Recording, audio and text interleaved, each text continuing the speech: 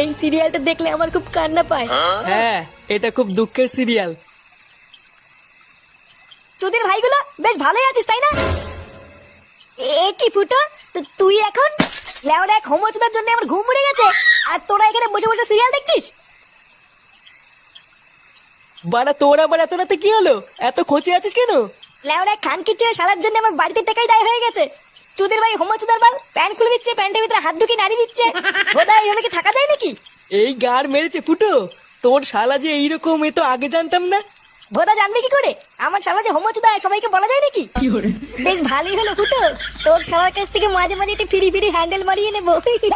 আহ ফটকে, দেখছিস ও মরছে ওর জ্বালায়, তার উপরে আবার আলবাল বকছিস। বাড়া তোরা কি কিছু করবি নাকি আমি একাই ওই শালার গুষ্টি গুদ মেরে দেবো? লেওড়া তুই অত মাথা গরম করিস না ফুটো। দাঁড়া, কাল সকালটা হোক, আমাকে একটু ভাবতে দে কি করা যায়, তারপর তো শালার ব্যবস্থা করছি।